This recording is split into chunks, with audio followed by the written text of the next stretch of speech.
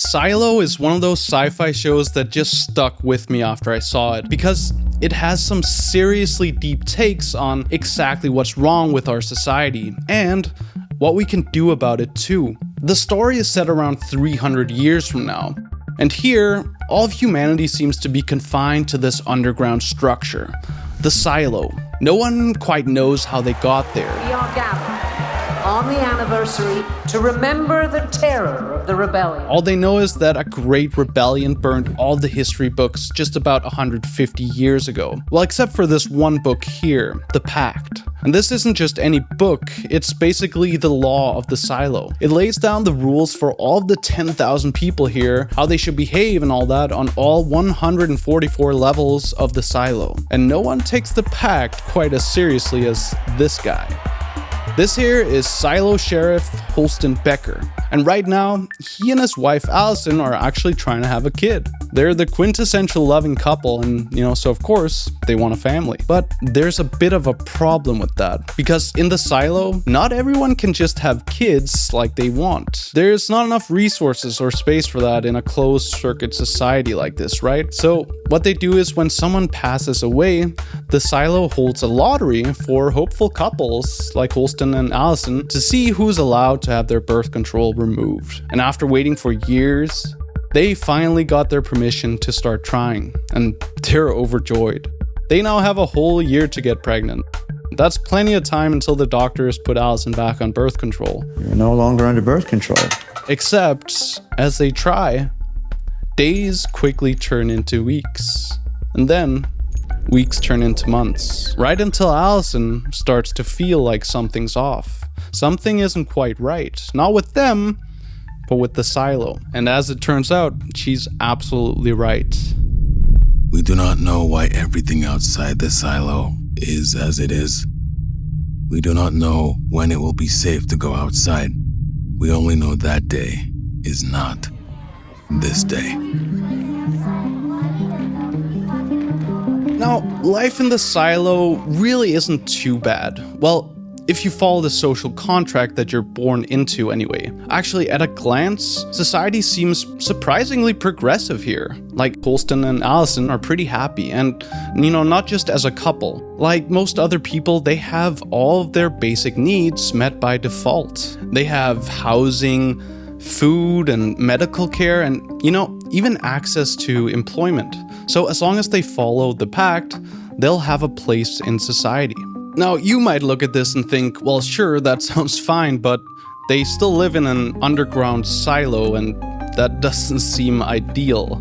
And yeah, I would say that you're absolutely right. This is actually a really interesting point, because I think it echoes something that's going on in our society as well. Because the thing is, the fact that life is decent here, not great, but decent, well, it's a good example of what we might call a one-dimensional society. And for a lot of us, it's a society just like ours.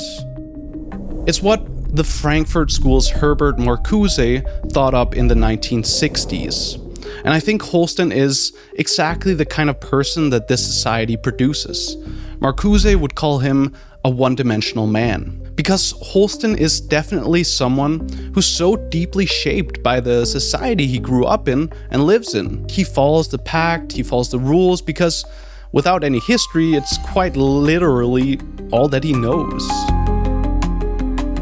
So he accepts things for how they are, the status quo, if you will. Not necessarily because the silo is great, or good even, but just because it feels like the only real option. But as you might have guessed, there's a bit of a problem with this kind of thinking. Now, Marcuse was talking about what, consumerist culture does to us, the culture that our advanced industrial society has made, right?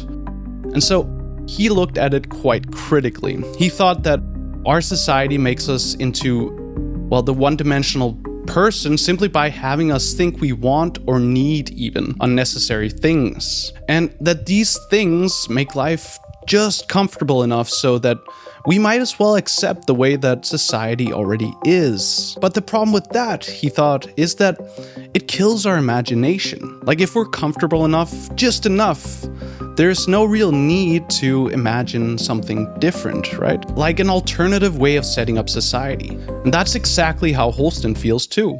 Like most people in the silo, things are going pretty well for him. He's got a stable and respectable job as the sheriff. He's got a nice apartment with Allison, and to some extent a future that he's allowed to plan out. But like I said, as weeks turn into months for the couple, things start to change. But as you might have guessed, it isn't because of Holston. Because as much as he believes in the pact, Allison, well, she's always been more curious, I guess. Curious about how things work. And after months of trying to get pregnant and failing at it, she can't shake this feeling that something's off. And so she starts digging around, and what she discovers, well, it's something that splits the whole thing apart for both of them, and eventually even the silo. Now, Allison doesn't have a bad life either. She has a family and a good job too. She works in IT on one of the upper levels, and she's really good at what she does. Between her intimate meetings with her husband... I don't get pregnant from that. I never will. She even wrote a kind of a groundbreaking software for retrieving deleted files, and that's something no one has ever done before. But this kind of ended up getting her into a bit of trouble with her boss, because apparently she wasn't supposed to do that. I took it down, your post. I have no doubt your intentions were good, but our reporting structure is there for a reason. Got it. But alright, being a curious person and all, she's kind of used to getting scolded about not sticking to the rules. But that all changes when one day at her job, her program comes back to her in a very unexpected way. You're not gonna like this. Our buddy George submitted another ticket. Guess whose turn it is to take it? It's when the local crazy guy, I guess, George Wilkins, sends a request for her to come. So she trudges down some 70-something levels down the huge spiral staircase that, connects the silo. This isn't usually what it looks like either, by the way. It's Freedom Day today, a day that celebrates the defeat of the rebels who burnt all of those history books 150 years ago. But anyway, when she finally gets to George's place, she's a bit surprised. Allison Becker? I am. You must be. I've been looking forward to meeting you for a long time. I read your post on how to retrieve deleted files. Had a feeling it wouldn't stay up long, so I rented it. So George actually wants to show Allison something strange. But I needed to see you in person, so I put in a repair request, hoping I'd get you. Of course, they sent everyone but you. So then I thought with the holiday... Why didn't you just ask for me? I didn't want to arouse suspicion. This thing right here, it's a hard drive that survived the rebellion. It's a piece of real history. You think this drive is over 140 years old? That's impossible. All the drives were destroyed in the rebellion. Could just be an entry error. Or not. This is a bit much for her. The pack says that any relic from before the rebellion should be incinerated on site. But Allison can't help but be intrigued. Because, well, maybe it's the way her boss yanked her program without a second thought, but more likely, I think, it's probably because of the failed months of trying to get pregnant. So she stays. It's letters, but I think it says library. Now in this folder, they see something. They see the outside, and it doesn't look like they've been taught.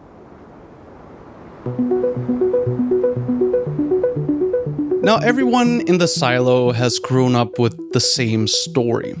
The story that Allison seems to be uncovering as a lie. At least that's what she thinks, right? And it goes like this. People need to stay in the silo because the air outside is deadly toxic. I mean, they're allowed to go out. If you literally say you want to go out, you can. But there's no going back. And the ones that do try it, well, it doesn't end up so well for them. And as much as this would be a great segue to talk about climate change, I'm going to leave that for a future video. Because what's really intriguing about the silo residents is that they don't think the air outside is toxic because they've experienced it. No, it's because they see it every day. You see, on all the major levels of the silo, there's this window, this wall screen, and it shows the same feed on all these levels. It shows what the world looks like outside. And, as you can see, it's not too appealing. In the silo, this wall screen is a constant reminder of the reality of the world.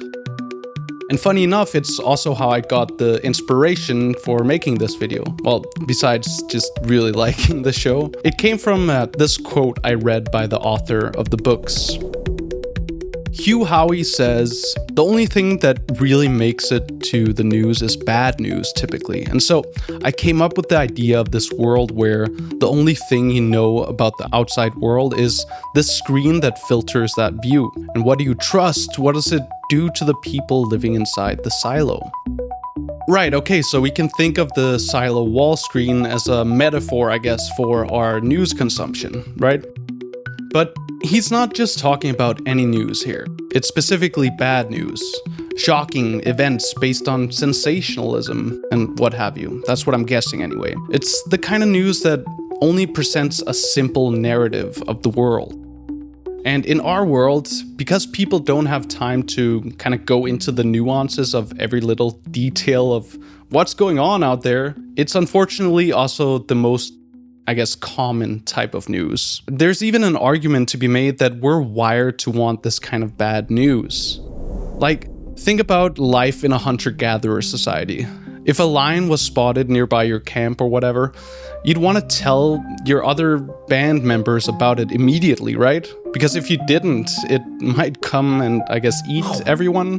So news became this kind of a social sense that we developed over time. We had to know this lion was nearby so that we could avoid it. And those who were better at sharing this kind of news survived better and reproduced and all that biology stuff.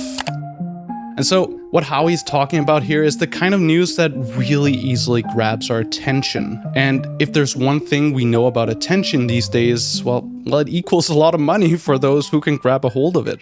It's the attention economy, right? And it's also something the historian Rutger Bregman goes into in his book Humankind. So he looks at a bunch of studies about this. In one of them, researchers looked at 4 million news stories on like crime and terrorism and immigration, and they actually found that when violence or immigration went down, in those time periods, the news would give those same subjects or topics even more coverage. And so the researchers concluded that, quote, there seems to be none or even a negative relationship between news and reality. Or think about this, and I'm quoting Bregman here.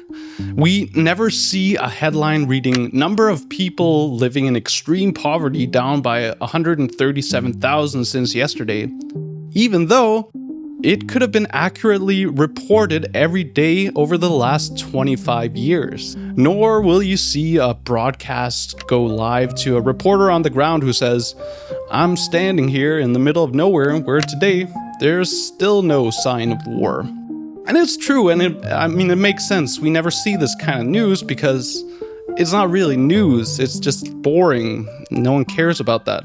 But the problem here is that when we only see the bad news, like the silo residents see the world outside, well, what happens to our world view, our view of others? Well, Bregman says that we get something called mean world syndrome. Yeah, that's an actual real term. We start thinking everything is going to shit and that everyone is bad. Now, I do also want to be super clear here. I'm not advocating for anyone to stop reading the news in general. I'm literally finishing a master's program in journalism right now because I still think good journalism is super important. It's a way to, hold those in power accountable for their actions or, to show the very real problems that are still happening all around the world. But that being said, there's a very fine line between seeing the world through sensationalist news stories or people behaving badly on TikTok or whatever, and even sharing that stuff ourselves, and then not having that view dominate how we see the world around us, or even how we see other people, right? Because when we take a look at the actual evidence, like Bregman does in Humankind, well, it turns out that humans aren't as bad as we're made out to be in the news. Of course, we're not angels, but we're better than what we see in the media. You might have heard of veneer theory. Or if you haven't, I'm sure you know the basic idea. Because it's the one that most of us have grown up with. The one that we're reminded of every day when we do see headlines of war or crime. Veneer theory is basically just the idea that civilization is all but a thin crust. And that if we chip away at it, we're actually just savages underneath. But you know, evidence points to the opposite fact. Even scientific, biological evidence. Like the evolutionary theory of survival of the friendliest. I think this is really interesting stuff, but I'm not going to go too much into the whole discussion around human nature here, because I also think that deserves its own video, as it's not really what I do on this channel. But there is a lot of evidence. And so for Bregman, quote, cynicism is just another word for laziness. If you believe most people are rotten, you don't need to get worked up about injustice. The world is going to hell either way. And that right there, well, it sounds an awful lot like Marcuse's one-dimensional society, right? But instead, it's cynicism that helps support the status quo. And it makes sense because Marcuse even thought about news media as, well, just another form of consumption. Another way for us to accept the status quo. When we only see and hear the stories that breed fear, how can we ever hope to imagine something different, something better, and to actually change? We're one-dimensional again. But for Allison, well, she thinks she's found the answer.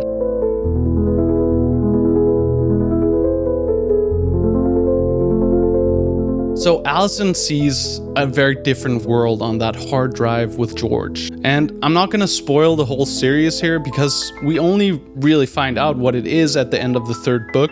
So I'm just going to cover the first episode here. All I'll say is that what Allison sees here, well, it's not completely right, but it's not completely wrong either. But in any case, it leads her down this rabbit hole where she starts to question everything about the silo. And then she discovers something about herself too. Something about her pregnancy. And when she does, she finally confronts her husband, Holston, about it in their apartment. This is such a great scene, by the way. We need to talk. What's going on? Sit. You okay? Sit, please. Because you're the lawman, I figured I needed to give you some proof. Proof of what? I can't tell you how I know this, but they were never going to let us have children. What? I'm not the type of person they want having kids. You know, if I was in Holston's position, I'd probably be confused here too. This all sounds very conspiratorial. Who's they? The enforcers of the pact. They want docile, obedient people. I saw Dr. Lennon take out your birth control. No, you didn't. I was there. He was behind a curtain. You didn't see what he was doing. Allison. I can assure you, he didn't take out my birth control. How do you know that? Because I just did.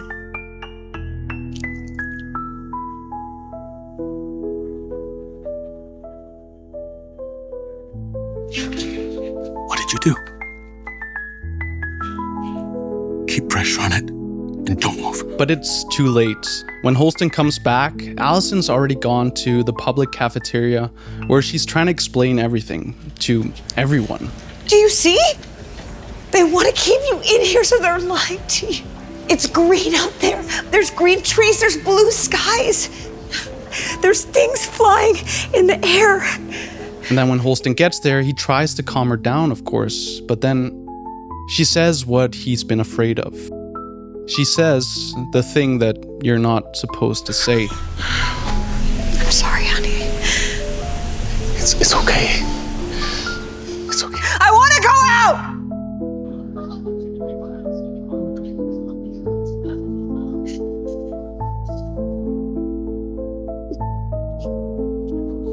I want to go out.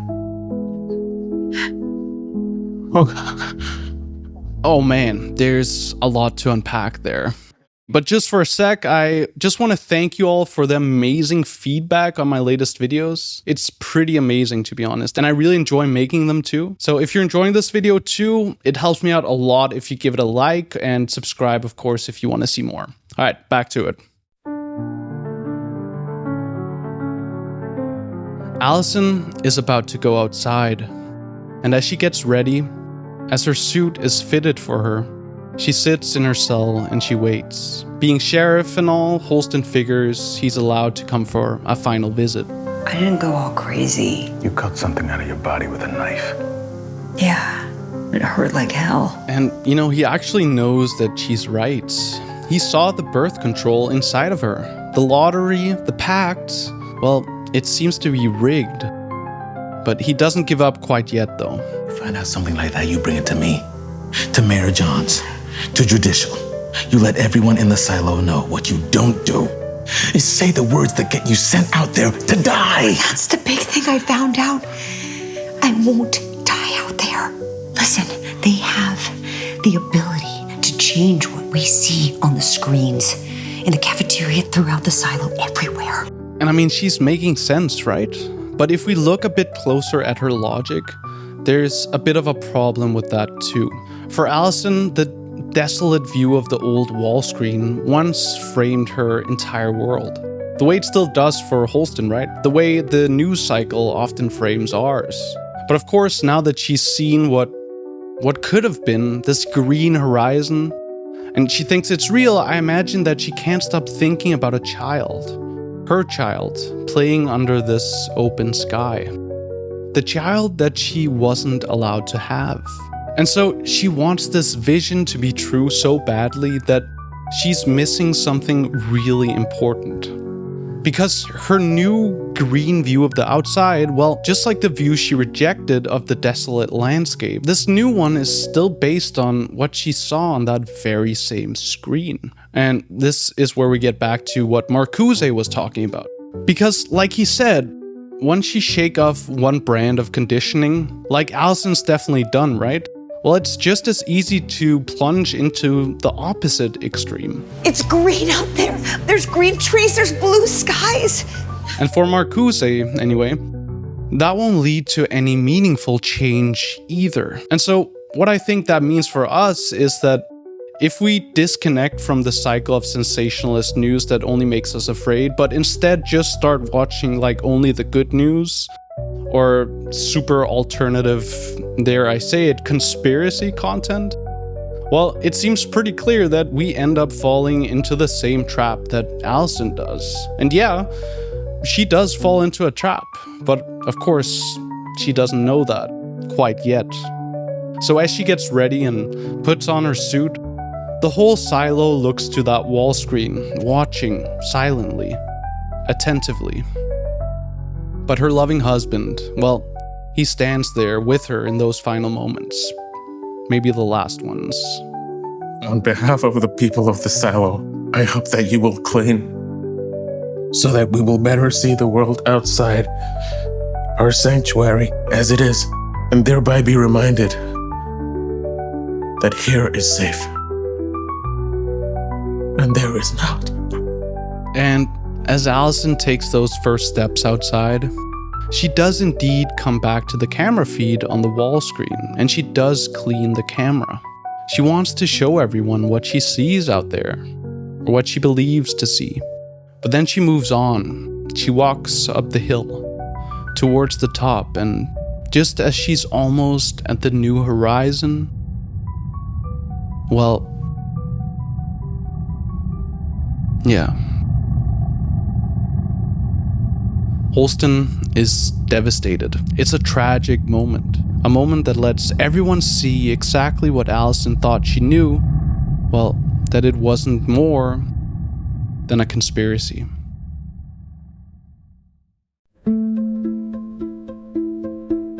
I usually like to conclude my videos with a more happy ending, but Allison made a mistake. She didn't have all the information, and it cost her her life. She couldn't go on knowing that she was being lied to, and I understand that. She gave everything up because of her well, her infatuation with this different view of the outside, but a view that still came from the very same wall screen. But I think she almost had it, and I think something good did come out of it. And not just for the silo, but for us too. It's something the main character of the series, Juliet, later finds out. And don't worry, I won't say more than that. But I mean, to be honest, I actually wanted to make this video about Juliet's story originally, but the problem is I'd have to talk about the end of book 3. But still, Allison and Holston's story is still important, and here's why. It shows us exactly what happens when we succumb to being a one-dimensional person. That they both arguably were till the very end. Holston taking what the wall screen or, the news feed, what it shows us at face value, what it showed him at face value. And the consequences of that being, well, accepting the status quo without imagining how things might be better. But then there's Allison, who just rejects this view, but then turns to another wall screen that isn't much different. For both of them, in the end, they're still subject to the one-dimensional society. It's just conspiracy instead of mean world syndrome. And so I think what their story shows us is that we need to find that middle way, where we're able to imagine a new way of doing things, but without losing our minds to extremism or conspiracy. Okay, that's fine and all, but what does that mean concretely? So far as I know, there's no real simple answer for us, as individuals to be able to tackle the big challenges of our times, like the growing inequality, like climate change or corruption in politics that our system perpetuates. Because that's exactly what they are. They're systemic problems. And to a certain extent, I feel like they're out of our hands, right? Marcuse saw a flaw in our system, but it's a systemic flaw. Like, consumerism isn't just something we get rid of overnight. But his point was that it's important to think about the system we grow up in and its problems. Because otherwise, how can we ever imagine a new way of organizing society, right? But ironically, it's so easy for us to dismiss this imagination too, to think of them as something that's like unchangeable because it's so abstract, so different from the way things are right now. It's even criticizing what kind of makes life decent for a lot of us.